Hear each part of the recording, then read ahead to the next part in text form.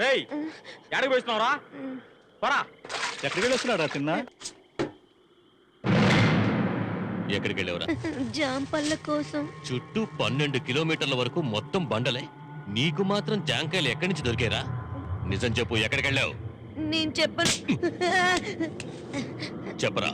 చెప్పనన్నానుగా. వేలిడంత లేడు. ఈ కడప రాజా అంటే భయం పోయిందా?